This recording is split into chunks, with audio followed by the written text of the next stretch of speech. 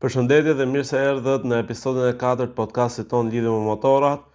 Sot do kemi të ftuar Moto Hokage, mirë se na erdhë. Mirë se u gjeta. Pyetja që të kanë bërë të parën në Askun në Instagram është sa vjeç je dhe sa vite ke me motor. Atëherë unë jam 26 vjeç, sapo e kam mbush, kam që në 2018 me motor, pra gati 8 vite. Me çfarë motori e ke nis? Çfarë ke pas motor të parë dhe si ka qenë vijueshmëria jote me motorat deri në momentin që je momentalisht, sepse pyetja tjetër është çfarë motori ke momentalisht dhe pse ke zgjedh atë. Nëse mund na tregosh pak historikun e motorave që ke pas.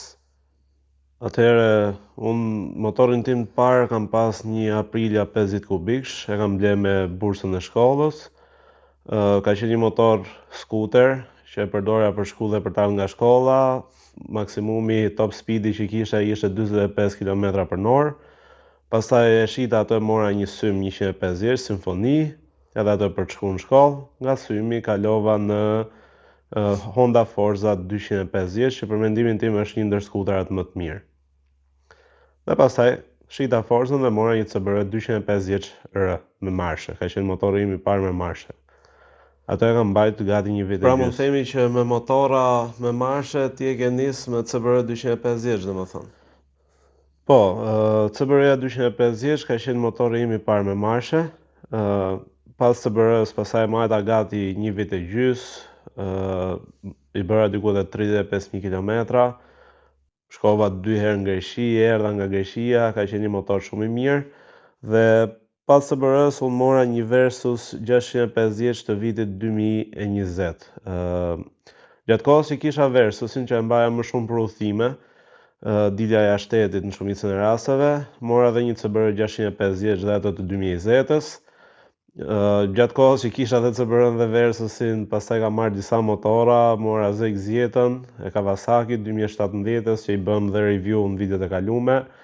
Kam marrë gjatë asaj kohe CBR-F 650, kam pas një GS të 2013-s gjatë asaj kohe, dhe me kalimin e kohës i shita pothuajse gjitha, se u martova.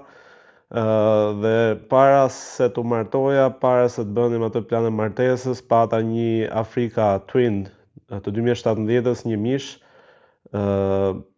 Pata gjithashtu Versusin e 2023-shit, një mish, po ashtu dhe një motor i kompletuar nga gjitha anët.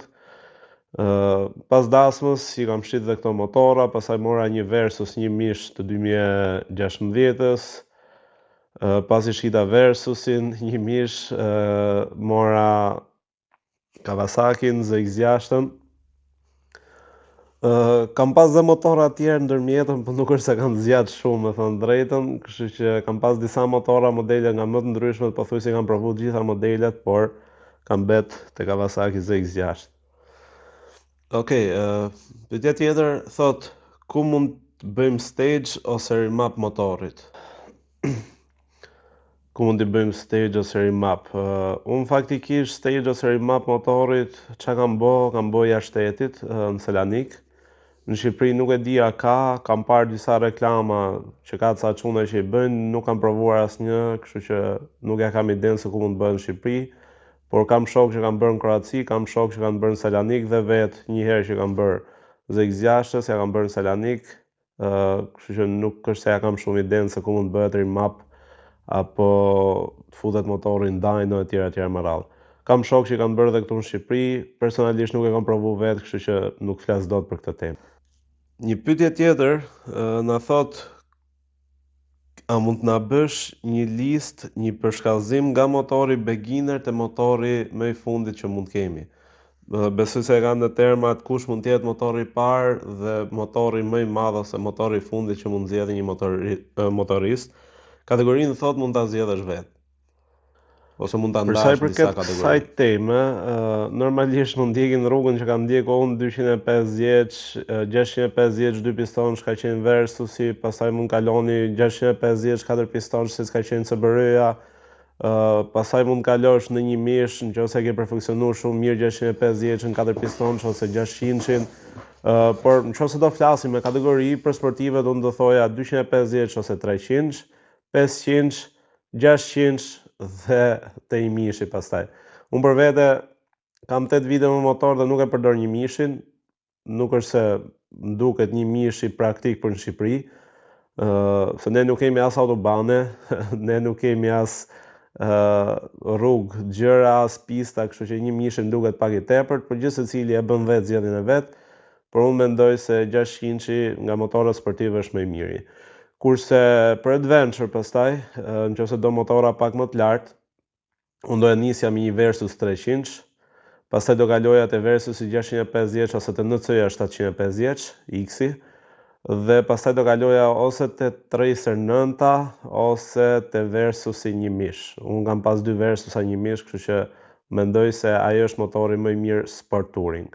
Pastaj nëse do ture, ose mund marrësh Afrika ose mund marrësh GS, unë mendoj se GS-ja është shumë më e rehatshëm për ture se sa gjithë motorat e tjerë.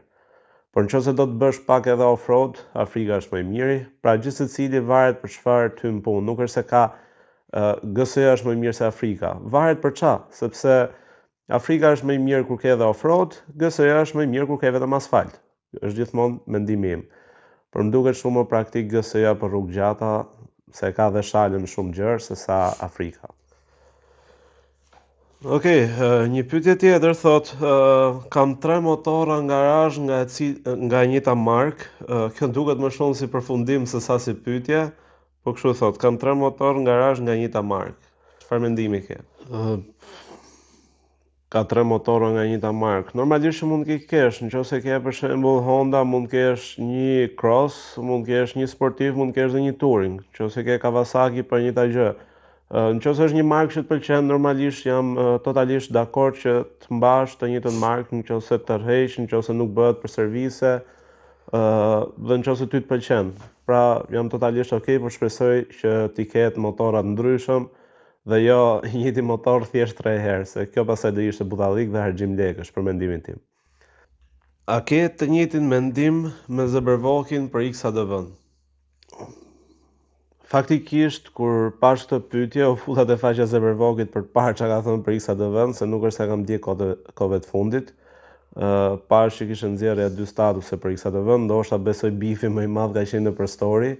Për sa i përket mendimit tim për XADV-n, nuk mund të them që është motor i keq i XADV-ja, se nëse do ishte motor i keq, normalisht nuk do ishte bestseller në Europë. XADV-ja është një ndër bestselleret në Europë të Hondës. Dhe normalisht, duke qenë se është bestseller, nuk do të thotë që është motor i keq. Ka të mirat dhe të këqijat e veta, varet edhe pastaj për çfarë përdor. Këtu në Shqipëri përdoret më shumë për sy XADV-ja, dhe unë mendoj, mendimi im personal normalisht, nuk e di çka ka thënë Zeberwoki, por unë mendoj që raporti cilësi-çmim është pak i lartë çmimi për atë që të ofrohet. Sepse nëse do merrni XADV-n me NC-n 750, kanë të njëjtin grup, është pothuajse e njëjta gjë, thjesht XADV-ja ka një format pak më ndryshe dhe është kosto 2 fish ose 3 fish. Kështu që unë mendoj se NC-ja ti plotson gjithë ato që ka XADV-ja dhe ka edhe NC automat. Thjesht pamja pastaj ndryshon.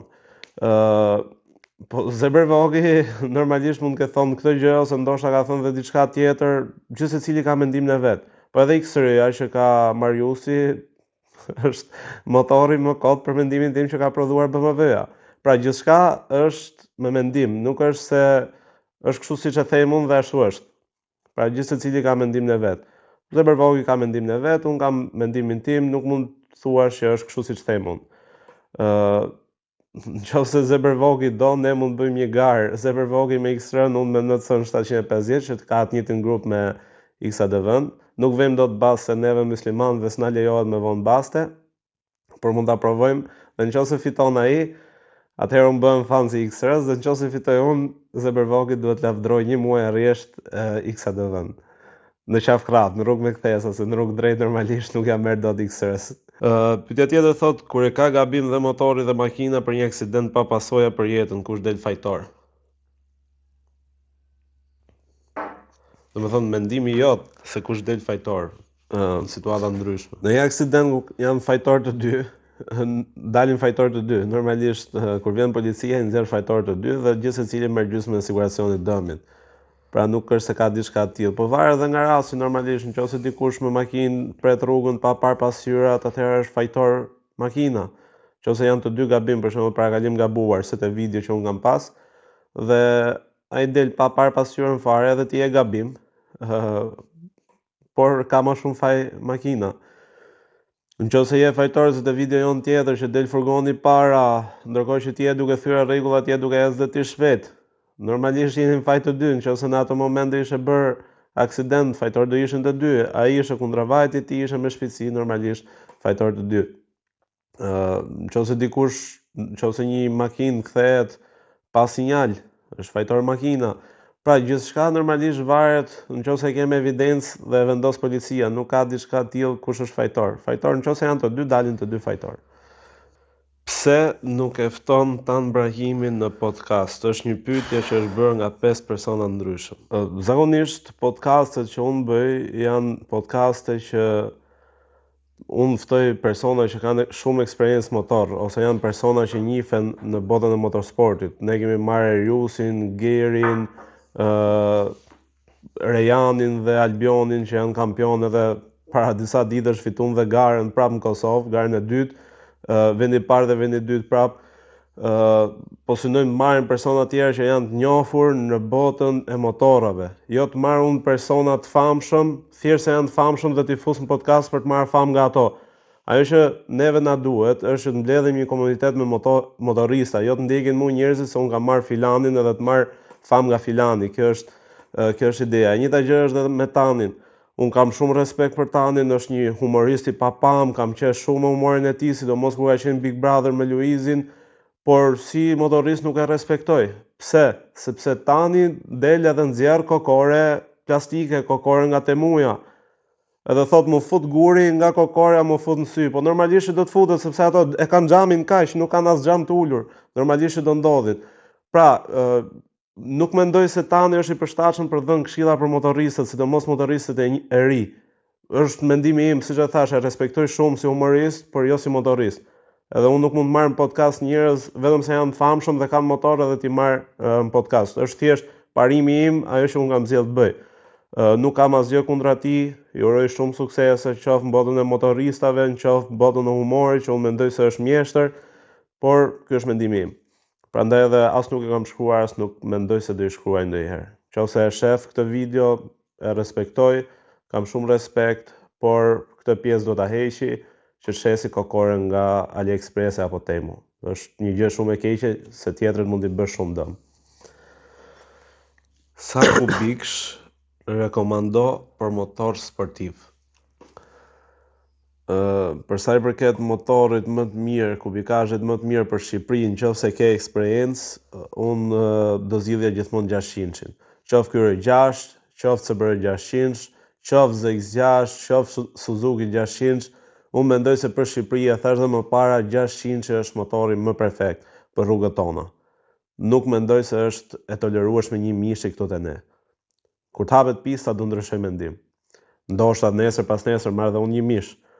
Por momentalisht me këtë mendim që kam, unë mendoj se 600 është motori perfekt për Shqipëri. Kush mendon se është motori më i mirë 125, 300 dhe 500? Cila markë, cila model? Atëherë, siç e thash dhe më para, se bëm pothuajse një pyetje ngjashme, për sa i përket motorave sportiv, varet edhe nga eksperienca që ke. Nëse do flasim për motor 125, më ka pëlqyer shumë ai që kishte Eriusi te pista e kardodromit, MT 125. Ishte shumë praktik dhe shumë i lehtë për fillestar. Nëse do flasim për 300, personalisht do zgjidhja R3-shin. Është një ndër motorat më të fuqishëm 300, është dhe Honda 300, por unë për vete do zgjidhja R3-shin. Nëse do kalonim pastaj te kategoria 500-shave, do zgjidhja CBR 500.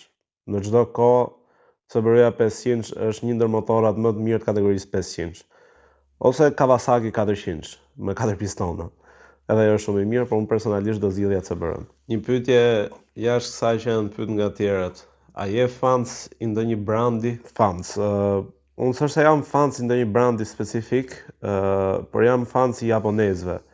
Për vetë faktin që bën shumë rrallë për servise, është shumë e thjeshtë. Mu ma shpif servisi, shumicën e gjërave i bëj vetë. Në Shqipëri nuk është se ka ndonjë servis shumë të mirë. 90% e serviseve këtu janë kot, që ekzistojnë, domethënë thjesht janë bërë disa çuna, hajde hapim një servis, e hapim, edhe bëjmë prova me motorin tënd. Kështu që kjo gjë nuk më pëlqen dhe me motorat japonez pothuajse në shumicën e rasteve nuk ke nevojë për servis. Ndryshe nga Ducati, ndryshe nga BMW-ja, ndryshe nga MV Agusta, që janë super të vuajtshëm për servise. Kush thot ndryshe, ja fut kot, unë kam me eksperjenca, kam shok me Ducati që janë ditë për ditë te Ducati, edhe nuk po zënë rahat. Kam shok me MV Agusta dhe mirë që nuk zënë rahat në Shqipëri, po as jashtë shtetit. Kam shok me BMW që e çon motorin jon Kroaci, jon Selanik për servise dhe nuk gjen rahat. Në Shqipëri nuk e mendojnë fare ta provojnë.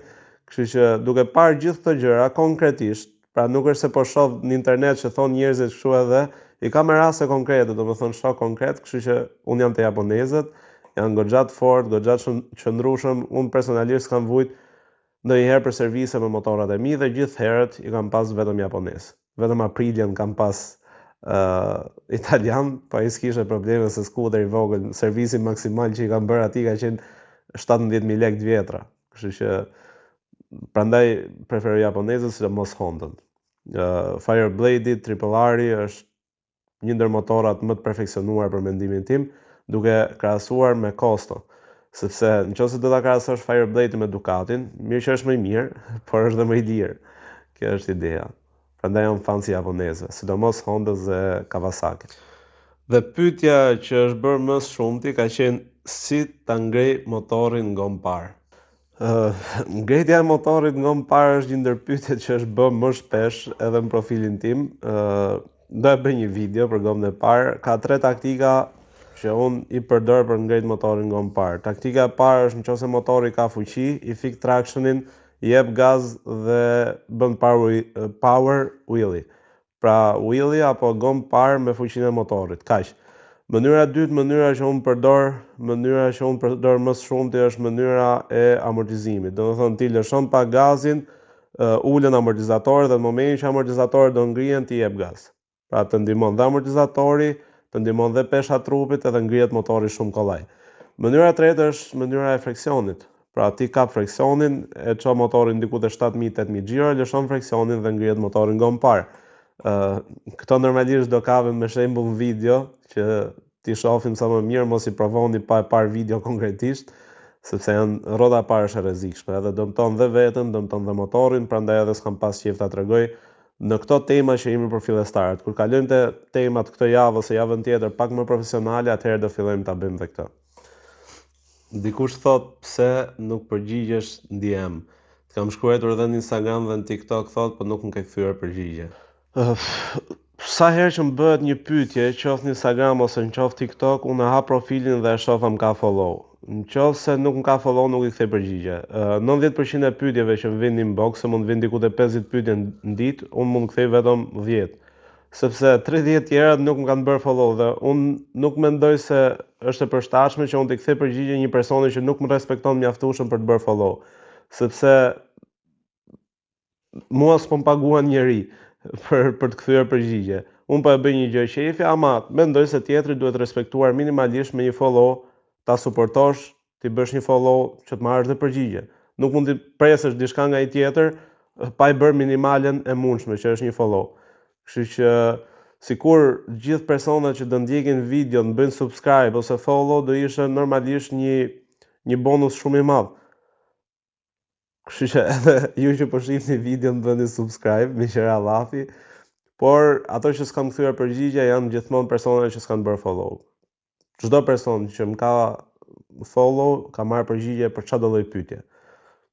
Kjo është arsyeja e vetme që s'kthej përgjigje atyre që se kanë bërë këtë.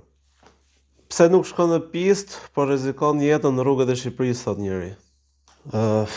Për sa i përket pistës, e para punës nuk është periudha për pistë.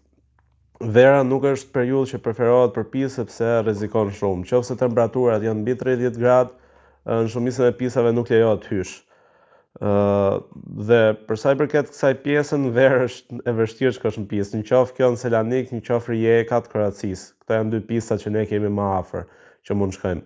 Kështu që unë për pistë mendoj nga shtatori ose nga tetori do ishte një periudhë shumë e mirë.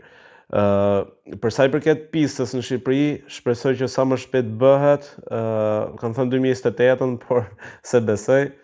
Prandaj ajo që na mbetet momentalisht janë rrugët, derisa të vijë dimri që mund të përdorim pra pistat nga jashtë. Kush janë shenjat që përdor më shumë me shokët në grup? Kush janë shenjat që përdorin më shumë të motoristat? Shenjat që unë përdor më shumë kur dalim në grup me shokët janë 3 të zakonshmet. E para është policia, pra ti thjesht i bie kokores për treguar që ke policë para. E dyta është, që duhet ishte e para faktikisht, është shenja e respektit për motoristët e rënë, që është shenja që ne e bëjmë me 2 gishta ulur në motor. Dhe shenja e tretë që unë përdor më shumë është këmba jashtë. Pra ne bëjmë me këmbë kur ke diçka, një gur ose një papastërti para. Ne e tregojmë me këmbë kur ke grop, çfarë do lloj gjëja, me këmbën e majt kur e ke majtas, me këmbën e djathtë kur e ke djathtas, kur ke motorista mbrapa. Këto janë zakonisht 3 shenjat që përdor më shumë. Normalisht ka shenja pafund, shenja karburantit, shenja e kthimit, por këto janë 3 shenjat që unë përdor më shumë. A është e rrezikshme të dalësh në grup me motorista? Rreziku në grup varet me kë po del, sepse nëse po del me fëmijë, me adoleshent, zakonisht me këto që morin motora një mirë, që thonë unë jam më i miri në motor, me këto ke rrezik. Sepse me njerëz si puna këtyre janë gjithkohës duke të rrezikuar, gjithkohës duke të ngret ngon parë anash, gjithkohës duke frenuar çuditshëm, se s'din të japin motorit dhe kanë një motor jashtë kapacitetit tyre. Kështu që kurse kur del me njerëz të pjekur, sidomos me grupe të famshme në Shqipëri, me Endurën për shembull, je totalisht okay, është totalisht e parrezikshme sepse ka grupi organizim. Kështu që gjithmonë duhet ta dish me kë po del dhe për çfarë po del. Nëse po del për të bërë një rrugë ku ke një destinacion, apo po del thjesht për gallat. Nëse del thjesht për gallat, pastaj pa organizim, është pak e rrezikshme. Okej, dhe pyetja e fundit thot si bën videot aq pastra? Çfarë përdor për të bërë video? Për sa i përket pastërtisë videove, varet nga kamera që përdor. Unë për shembull përdor DJI Action 6 dhe Insta360 X4, për më shumë të përdor DJI-n, të cilën mund ta gjeni te Baltec Electronics, që është distributor zyrtar në Shqipëri për sa i përket DJI-t, Instas dhe GoPro duket, nuk e di janë distributor GoPros, por DJI-t është e sigurt, dronave, kamerave etj me radhë. Dhe po ta marr, ja të marr një.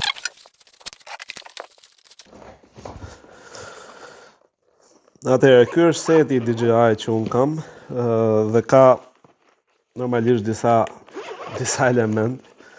Është më kryesore kamera, që është DJI Action 6. Okej. Ka dhe kapakun që mos gërvishet. Kjo ka 3 bateri. Kjo përdoret, kasa e baterive përdoret dhe si power bank. Ka kapset e veta që janë edhe magnetike, po edhe me kapse, që edhe po dolin nga kapsja, ta ruaj magneti. Ka shkopin e vet, Action 6. Ka këto i merr veç pastaj, unë kam marr ND filters, që janë filtra që i vendos kameras kur ka diell. Normalisht kam dhe 2 mikrofon, DJI dhe ato mikrofonat që lidhen me kameran, edhe i vendos ose te marmita motorit ose te kokoria kur flet. Kam dhe Insta360. E mira e Instas nga X4 dhe X5 është që mund t'i vendosësh mbrojtëse lenteve, kurse X3 që kam pasur nuk e ka pas këtë. Kjo është e mirë. Edhe këtyre mund t'i vendosësh ND filters, unë si kam marrë akoma, po në vend këtyre mund t'i vendosësh ND filters që dalin videot më të mira. Dhe normalisht, pasi bën videon, pasi i kap goxha mirë me këto, videot editohen dhe bëhet color grading. Gjitha videot kur dalin nga ND filters janë pothuajse pa ngjyra. Futen në aplikacion, rregullohen edhe dalin videot siç i shohim.